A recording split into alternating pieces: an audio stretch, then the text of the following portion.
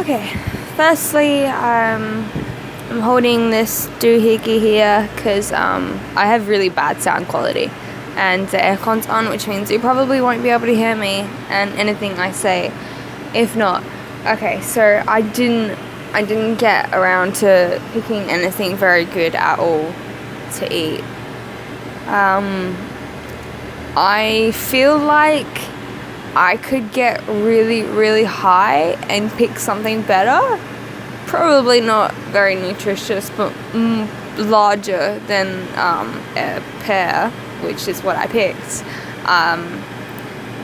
So yeah, if I got really high or something, I'd just be like, yeah, there's my appetite right there, boom.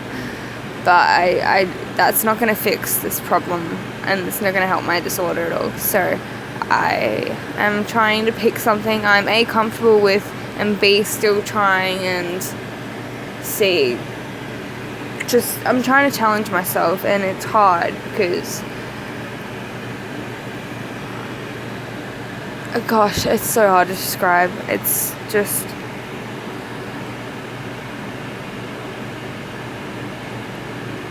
I don't enjoy eating sometimes because I overthink, and I don't mean like I overthink, I think I'm gonna gain weight, that's all I overthink about. I overthink in the way that I can't stop thinking about how I'm chewing it. If all the little bits in my mouth are chewed to the same amount of evenness. If I'm swallowing too bigger parts at once, or if I should swallow smaller parts, or if there feels like there's too much food in my mouth in one point in time.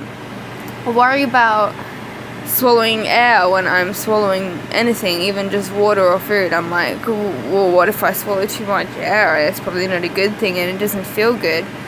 And then I also worry about the feeling. It's just, I can feel it. I feel the food sitting in my stomach waiting to move, and then once my body starts to move it on to the next bit of my digestive system, I can feel it and I can't stop thinking about it.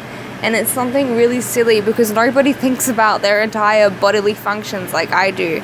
Thinking about my heart rate and their evenness to it, and my blood pressure and how well it's going, and my pattern of thinking, and analyzing everything that I don't even need to think about. I don't actually even know why I think about them. I assume that it's a desperate clasp at control, because control is a massive comfort thing for me. But I also understand that it comes from a massive amount of anxious energy. I'm so pumped full of anxiety all the time. I feel like I can never relax. And that's probably why I enjoy smoking weed. Sorry about that. I really need to invest in a stand for my phone. I'm very, very, very new to this making video thing. Maybe I'll get better soon, but sorry for the mess ups in between. And yeah, as I was saying, my brain never stops, ever. It just keeps going and going and going. I'd love to tell you about the dreams I have, or should I say nightmares. Sometimes just dreams, but mostly just nightmares. Since I was as young as I can remember, which is very young. I mean, I have an early memory from being 3 years old. And basically I have been dreaming for that long, like no normal person. I dream all of the time.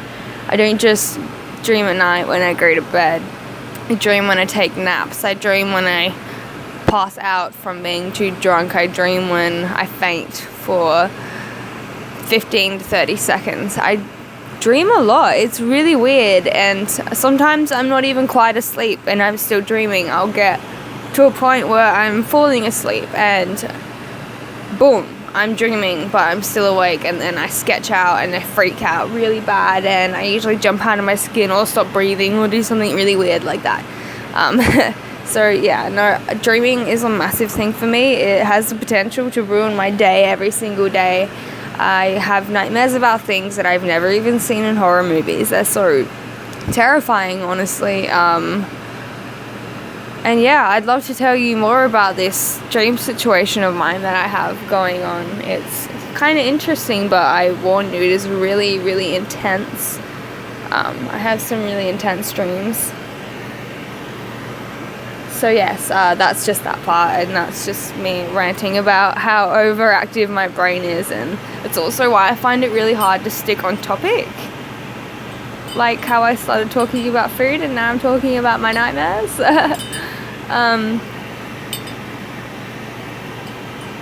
So yes, reason I was posting this was to say how I went with deciding on what to eat, and yes, I ended up deciding on a pear, which I still haven't eaten.